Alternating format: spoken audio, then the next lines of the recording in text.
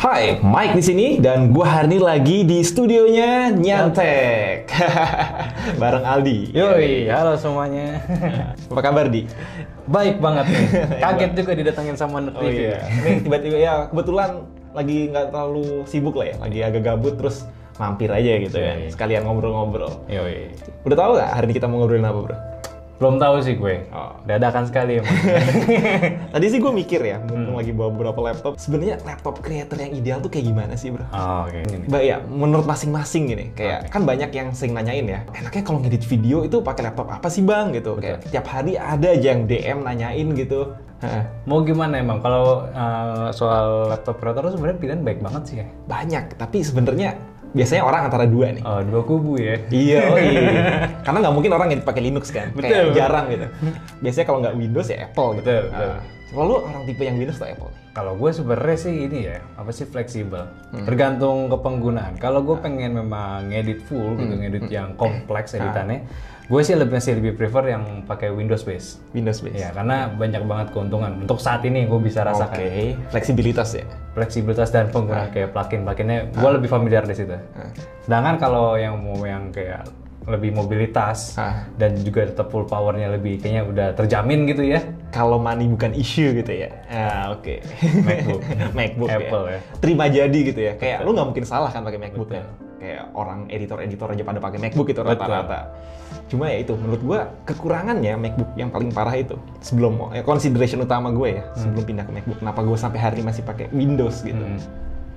Itu adalah storage. Aduh, itu emang masalah utama kalau lu Oke. beli MacBook sih. Ini kan salah satu laptop MSI paling high end sekarang Iya. ya, Stealth 16 gitu. Ya, Ini harganya 40 juta. MacBook dapat 1 tera kan. betul dapat 1 tera paling mentok ya. Ini udah 2 tera gitu. Ya. Jadi maksudnya dengan power lebih gede, graphics power lebih gede dan juga lebih fleksibel. Udah pakai RTX 4070 dan lain-lain, dia udah dapat 2 tera dan RAM 32 GB. Even kalau lu nggak dapat 2 tera pun lu bisa dapat upgradeabilitas ya kan? Iya, dan lu bisa upgrade gitu. Betul. Kayak lu 8 tera lu pasang besok juga selesai. Bisa. Bisa. Iya. Tapi bayangin MacBook, kayak lu udah beli 512 GB, terus gue dapet project gede nih. Oh, ya yang ada solusinya lu cuma nambahin dongle kan. Betul. Kayak nambahin SSD eksternal gitu. Cuman gue juga dapat ini juga sih, pengalaman orang juga ya. Pakai MacBook juga gitu. Iya. Dia tuh uniknya kayak tadi lu misalkan dia dapat project baru, dia tuh nggak nambah ininya MacBook ya, tapi dia punya storage khusus. Jadi memang ini misalkan project A memang khusus untuk di SSD ini, gitu. SSD B untuk project yang ini gitu. Idealnya mungkin docking station di rumah gitu kali ya.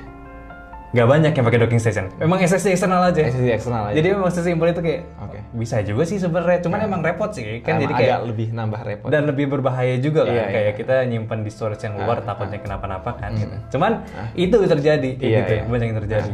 Oke, sekarang kita bahas OS-nya sendiri. Oke. Gue udah nyobain, gue kan budak Adobe banget kan, kapitalis banget nih. Saya sama juga. Iya, lu sama ya, nggak pakai Final Cut ya sehari-hari Nggak ya. ada. Oke. Kalau Final Cut, oke lah, nggak ada pilihan lain gitu. Lu harus pakai MacBook, pakai Apple. Tapi Windows, gue nyoba edit kayak H264 gitu. Hasilnya antara MacBook Pro M2, MacBook Air M2 sama Intel seri P, itu bedanya lumayan lebih kencang Windows actually masih. Yes, gue setuju. Untuk Premiere Pro. Mungkin dari battery life mungkin tetap jauh panjangan si Apple kan ya. Jelas, lebih efisien gitu. jelas. Tapi kalau Premiere Pro ngedit kecepatannya kurang lebih sama. Benar-benar dari H264 emang menurut gua sejauh ini gue lihat juga di luar-luar juga pengetesan sendiri di luar, H264 emang Windows tuh unggul ya, lebih sama tuh dia lebih enak buat ngedit to file gitu, jadi enak ya. Sedangkan kalau MacBook bisa lancar, tapi memang kalau misalnya kita bandingin sama dari segi angkanya, angka waktunya tuh agak berbeda gitu kayak, kok bisa ya? Padahal dia, menurut gua awalnya ini Apple bagus loh, tapi kok di H264 masih belum ya? Iya. Ya, tapi ya kita paham lah selain H264 gimana. Iya, maksudnya kayak ya it cannot go wrong gitu, apalagi kayak dari segi layar dan lain-lain kita bahas habis ini gitu. Cuma fun fact, gue selama ini ngedit video ya pakai laptop seukuran gini gitu, 13 inch Windows ya Spectre 13X360 gitu.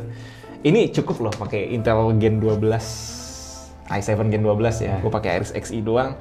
Gue footage 4K, H264 dan H265 nggak 100% smooth ya editingnya. Kalau misalkan gue banyak gradingan dan efek-efek pasti nge-lag juga.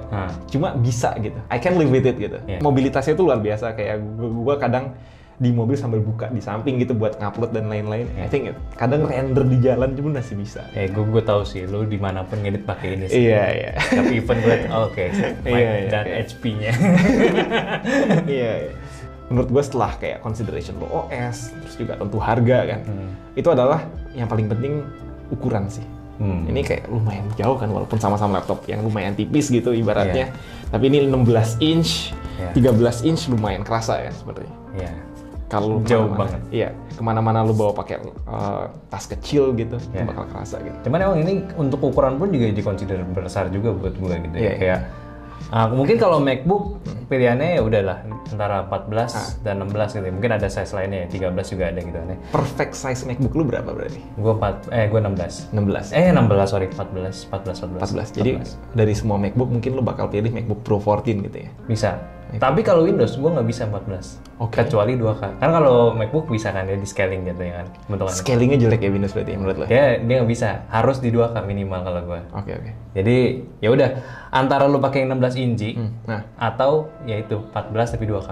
Oke. Berarti kayak Zephyrus G14 perfect juga buat lo ya harusnya. Itu gue suka. Bentukan laptop kayak gini, gaming tipis dan juga Zephyrus itu salah satunya itu yang selalu gue tunggu-tunggu buat gue coba. Kayak kita udah bisa agree satu hal ya, Zephyrus G14 kalau Windows, kalau lu editor dan budget lu mungkin 20 jutaan itu perfect lah ya. Itu udah bagus banget. Maksudnya sekarang tuh editan nggak cuma di rumah doang gitu. Ya lu butuh tenaga, ya mungkin lu yang laptop tipis yang seperti ini masih kurang. Zephyrus yang laptop ultra thin tapi masih spek gaming, itu tuh udah paling pilihan deh. Tapi menurut gua Zephyrus G14 itu nggak cuma masalah kayak ukuran dan layar doang sih. Benar. Dia juga punya beberapa consideration lain gitu. Iya kan? Tadi kayak CPU, GPU kan. Menurut lu minimal untuk seorang content creator yang modern gitu ya, YouTuber yang ngeditnya sehari-hari 4K itu minimal prosesor dan GPU-nya apa gitu?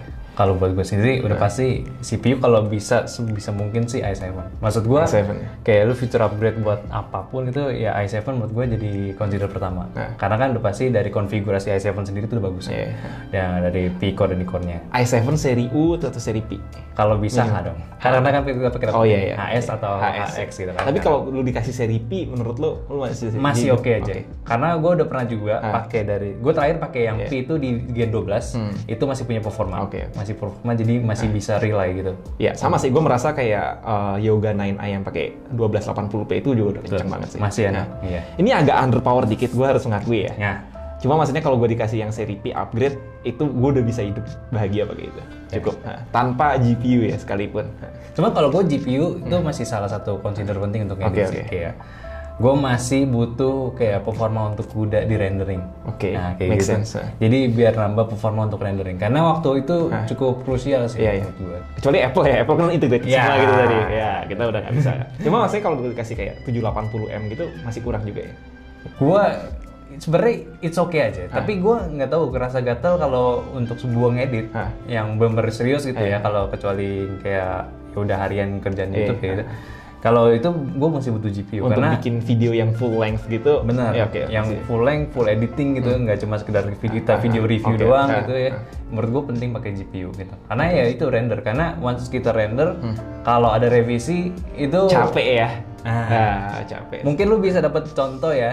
Mungkin lu bisa nge-render 2 menit di bentukan laptop ini. Tapi kalau dengan GPU bisa lebih cepat lagi. Itu tuh bener-bener apa ya, enak banget gitu. Tapi menurut gue pakai ini, maksudnya gue kan biasanya kayak nyisain mungkin setengah jam lah buat render gitu. Betul. Misalkan gue videonya panjangnya 8 menit, pakai ini 16 menit gitu rendernya. Tapi kalau misalkan mungkin seri P mungkin bisa 10 menit lah gitu. Iya benar. Emang udah. Ya itu sih pertimbangannya sebenarnya sesuai budget kan balik lagi. Cuma menurut kami Intel seri H bahkan seri P yang kalau untuk laptop ukuran 14 inch sudah cukup sih. Betul. Ini udah Intel tuh kayaknya udah bagus lah. Udah bagus. Apalagi maksudnya QuickSync dan lain-lain untuk video playback H265 pun untuk U-series aja bisa 4K 10 bit itu udah sesuatu sih buat gue. Iya benar. Itu lu bisa kayak playback tanpa masalah itu udah sesuatu sih. Iya. Itu tuh gue udah enak sih. Iya. Pokoknya emang kalau concern gue untuk sebuah laptop tipis saat ini, gue nggak, kalau tipis gue nggak terlalu mikirin soal render. Pasti memang nggak secepat laptop gaming. Yang penting gue untuk laptop tipis itu playbacknya itu penting. Playback ya. Playback itu ya lu ngerasain dong. Spasi untuk video tapi video patah-patah tuh kayak itu stressful banget katanya. Somehow sih coba sedikit sharing pengalaman ya. Sempat pakai AMD ROG Flow. Emang kalau secara stabilitas render nggak sebagus Intel sih sampai sekarang. Mungkin sekarang udah lebih bagus dikit, cuma gue masih belum mau pakai AMD lagi gara-gara mungkin itu. Masih mencoba dulu. Iya, masih mencoba-coba lagi lah. Mungkin AMD 7000 series kalau udah jadi daily driver gue mungkin bisa. Nah, cuma belum benar-benar coba sih. Gue sih nungguin sih. Soalnya yang terakhir juga gue lihat di AMD itu ada driver buat GPU sendiri yang untuk konten creator udah mulai ada, berarti emang kayak dia udah ada harapan si AMD ini main ke kreator juga nih. Apalagi udah ada AV1 encoding kan 7000 series. Itu dia sih, itu penting sih. Tadi CPU udah kelar, mungkin soal GPU nih. Nah, gimana? GPU berarti mungkin minimal kalau lu jadi buat laptop editing 3050 kali ya, something like that. Laptop editing 3050 bisa. Cuman sejauh ini yang sweet spot buat gue 3060. 3060 udah enak banget. Jadi Xevious GeForce 3060. Tapi 4050 harusnya bisa kan? Bisa banget lah. Bisa. 40. Lu dapat VRAM yang ukuran sama 6 GB juga dan lebih efisien. Betul. Emang sekarang itu 4050 nggak bisa dibilang 40 entry banget gitu loh. Kayaknya udah enggak deh. Bahkan untuk ray tracing aja udah bisa gitu. Itu dia kan, makanya jadi kayak ini gue nggak bisa anggap remeh 4050 loh. Ini udah jauh daripada 3050 dulu loh. Gitu. Jadi kayak dengan performance per watt yang luar biasa. Itu dia. Kemarin sih sempat coba yang 4060 ya di ROG Flow X13 itu. Ukuran gue kan 13 inch banget, gue seneng ya karena untuk mobilitas kan.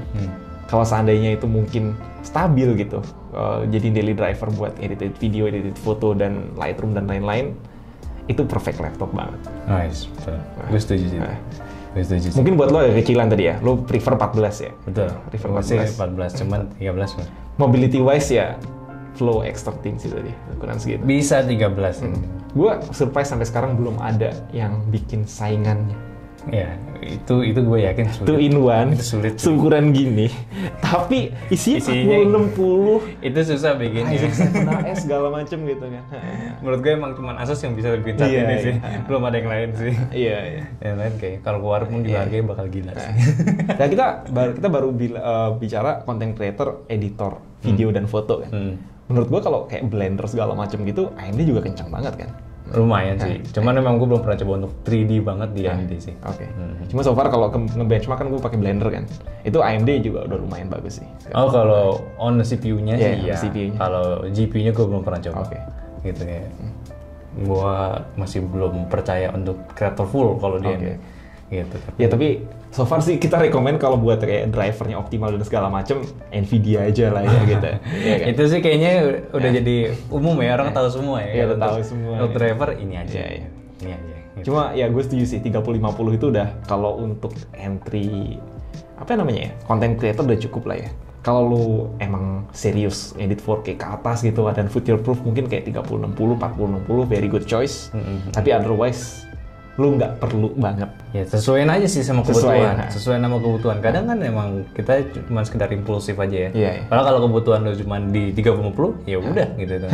Kadang kan orang cuma pengennya tinggi tapi nggak kepake. Sayang jadinya kan. Siapin berapa ya duit ya? Untuk saat ini kayaknya kalau kita dari harga 20 sih. 20-an tuh optimalnya ya. Di 20 tuh udah sweet spot tuh laptop. Bahkan ini 20. Kecuali mungkin kalau mobilitas nggak terlalu jadi concern sih sebenarnya laptop gaming 3050 yang harganya di bawah 15 juga udah banyak kan sekarang. Sekarang sih udah mulai banyak kayak sih ya. Harga bahkan 12-13 juta kayak IdeaPad gaming di awal tahun kemarin. Harga segitu cukup kan gitu. Itu juga sih, itu udah mulai murah harga kan. Iya. Kita udah terlalu lama bahas CPU. Layar ya. Layar 100% sRGB itu wajib, ya kan? Banget, wajib banget kan. Jangan ngabisin duit buat laptop gaming atau laptop apapun layarnya masih kayak 60% sRGB buat ngedit, iya nggak sih? Betul. Kayak no use banget, men. Nanggung. Apalagi kalau lo udah bermain di ranah profesional kayak untuk ngasih lihat ke klien dengan akurasi warna yang masih di bawah tuh kayaknya agak gimana. Takutnya nanti kan hasilnya berdampak juga kan. Dan cukup kecewa sih kemarin kayak MSI ngeluarin Cyborg 15 itu masih belum 100% sRGB lah. Wah, itu menurut gua miss opportunity banget lah. Tapi it's okay lah untuk dia karena masih concern di gaming ya. Jadi gue masih cukup terima. Cuma kalau makanan sehari-hari lu udah edit grafik desain, video, foto, lu jangan beli kayak gitu. Tapi gue mau nanya satu deh. Kalau 100% penting, sRGB itu penting. Kalau 100% DCI Fitri menurut lu penting nggak? Optional sih masih. Kayak 90% DCI P3 itu udah wajib. At least buat gue ya. Yeah. Dan DLTI di bawah 2 itu udah oke banget lah. Cuma menurut gue kalau lu ngejar sampai 100% DCI P3, DLTI di bawah 1 itu menurut gue masih optional. Iya, soalnya memang kayak gitu kan gue jadi sempat juga kalau buat review kayak apa kalau udah 100% RGB-nya checklist, apakah 100% DCI P3 harus checklist juga? Menurut gue kalau untuk di laptop yang tadi harganya 20 belasan juta kayaknya enggak deh. wajib 100% sRGB itu udah cukup banget menurut gua. Iya. Jadi itu udah it's okay banget sih. Kadang kan orang yang takutnya 100% sRGB doang gitu. Kayak maunya banyak gitu. Iya. Berarti oke lah 100% sRGB wajib. Harga tadi idealnya ya mungkin 15 sampai 25 juta lah segitu. Iya. Range-nya segitu. Dan resolusi menurut gua nggak tahu ya, Full HD itu masih viable sih, ya nggak sih? Full HD masih banget. Masih viable. Masih banget masih. gua. Apalagi Full HD 16:10 atau berapa gitu masih oke lah. Itu malah jadi tren baru sih. Gue suka dengan adanya laptop dengan 16:10 ngasih 200 pixel tambahan.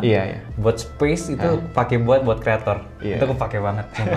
Lebih luas itu enak banget.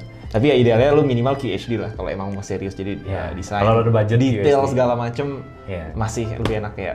Kan sekarang banyak laptop berapa sih 2.8K ya? Ya, kayak gitu-gitu.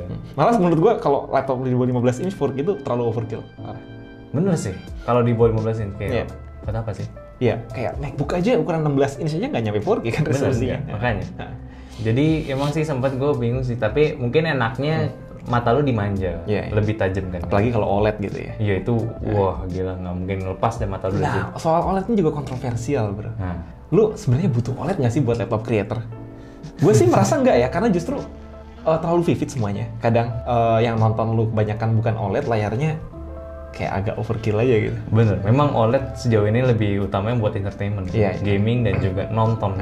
Cuman emang kalau buat ngedit gitu lebih baik diturunin. IPS aja cukup lah ya sebenarnya. Atau mungkin kalau beli OLED ya turunin dikit lah vividnya atau settingannya. Ya IPS masih enak banget sih sekarang. Apalagi yang mini LED ya, kayak Nebula Display HDR tuh keren tuh.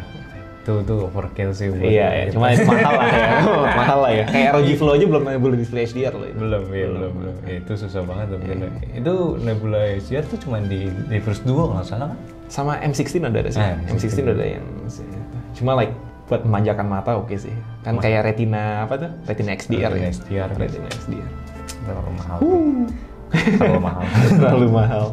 Oke, layar oke lah. Idealnya kalau nggak Full HD, QHD gitu. Menurut gua 4K doesn't make sense juga untuk ukuran layar kecil. Apalagi ya aspeknya biometrik ya udah wajar lah ya gitu. Battery life penting nggak sih? Kalau gue sih penting banget. Battery life untuk saat ini ya. Ditambah kalau bisa untuk laptop tanpa charger pun itu masih sama performanya. Iya bener juga. Gue salah satu alasan kenapa gue suka ini ngecasnya cuma 65 watt doang. Betul kan? Ya kayak gue bawa charger HP, charger segala macem cukup gitu lah. Dan gue kayak MacBook juga gitu kan. Gue terakhir juga ngomongin soal Intel Evo Gen 3 itu kan ada requirement-nya itu performance loss-nya kalau nggak pakai colokan itu harusnya minim banget. Nah itu jadi kayak salah satu hal yang penting juga. Ini sama, ini minim banget juga. Nah itu dia sih. Karena memang kan paling malas tuh nyolok sih. Kalau bisa pakai baterai dulu gitu. Cuma surprisingly ya, kemarin gue nyoba ROG Flow X13 itu performance loss juga tetap minim walaupun udah pakai 4060. Itu dia. Kayaknya memang sekarang dikerjainnya efisiensinya udah bagus ternyata. Untuk di efisiensinya lagi penting juga. Jadi memang penting sih itu. 4060 kehilangan performa macam 20% aja itu masih kencang banget. It's okay menurut gue. Yang penting kan kalau kita lihat real life-nya. Let's say lu ketemu klien, lu keluarin laptop, setupin kabel, nyari kabel itu buat capek juga klien ya. tidak profesional dong. Iya, capek juga. Lebih baik kalau bisa laptopnya performanya pas, kencang, baterainya awet, lu buka play gitu. Itu cepat dan enak nunjukinnya kayak gitu. Ideal menurut gua untuk bisa ngedit tuh 2-3 jam lah ya. Pakai ini 2 jam 3 jam lah gitu. masih oke lah gitu. Ya oke lah, kan kerjaan berat ya. Nah, tapi yang paling menarik adalah pas gua nyoba MacBook M2 ya. Wah, itu gila. Kayak pakai HP ya. Udah kayak pakai HP, gua belum sempet ngedit video, tapi gua ngedit foto. Itu bisa macam 7 jam gitu. I think itu insane bro gitu. Itu bener. Kalau balik lagi kalau lo bisa effort Apple ya lu bisa effort Apple gitu. Apalagi ekosistem lu udah Apple kan. Plus minusnya itu ada pasti. Plus minusnya ada. Plus minusnya ada. Cuman lu mau jadi Apple nggak? Kalau gue sih nggak ada dulu. Gue sih gimana ya? USB-C. Kalau iPhone dari USB-C, mungkin gue akan pindah iPhone. Kalau gue udah pakai iPhone, mungkin gue bakal beli MacBook sih. Ya. Cuma ya sementara gue masih nyaman di Windows lah. Ya itu dia. Maksud gue kalau buat content creator sebenarnya gue transisinya software-nya. Itu yang agak pusingin banget. Ya, in the end yang matters kan sebenarnya gimana lu kerja, disiplin lu kerja, dan gimana lu bikin konten gitu kan. Selama nggak nge-lag dan lain-lain gitu. Betul. Bener. Sekarang udah spending duit banyak, tapi masa lo udah si stressful sama barang yang gue beli sih. Iya benar. Itu kan nggak boleh banget harusnya. Iya. Jadi memang ya itu lagi baik lagi beli sesuai kebutuhan aja. Dan jangan sampai juga lo beli laptop mahal, beli equipment mahal, buat bikin kontennya udah nggak ada duit lagi gitu kan. Aneh kan? Iya juga ya, itu benar sih. Gue baru pikiran sih. Kayak dengan laptop mahal, kan lo equipmentnya macam-macam nih. Kayak lo ada lighting, kameranya ada juga, setnya harus bagus gitu, ada videographer juga kan yang bantuin lo mungkin. Kalau nggak bisa bayar gimana? Iya makanya. Habis di sini semua. Tengah jalan kan. Iya betul juga. Iya. Lagi-lagi menurut gue tadi soal baterai, ya minimal baterai 70 Wh lah ya. 70 Wh untuk laptop yang kecil. Iya. 99 buat gaming. Iya, 99 buat gaming gitu. Kalau idealnya sih gitu ya. Ya paling sisanya udah kayak penunjangnya kayak storage RAM gitu kan. RAM itu juga sekarang RAM minimal 16 lah ya. Sekarang udah minimal banget 16 gitu, udah nggak bisa deh. Bahkan Full HD sekaligus ya. Kayak gue ngerasa udah versinya 16 nih. 8 itu kayak udah buat running sistem Windows secara normal. Windows 11 aja udah kurang ya itu. Jadi kayak udah 16, jadi kayak setiap gue review laptop pun yang masih 8GB gue selalu saranin untuk makanya nih kayak gue laptop aja minimal sekarang rasanya 32GB. Harus 32GB itu rekomend ya.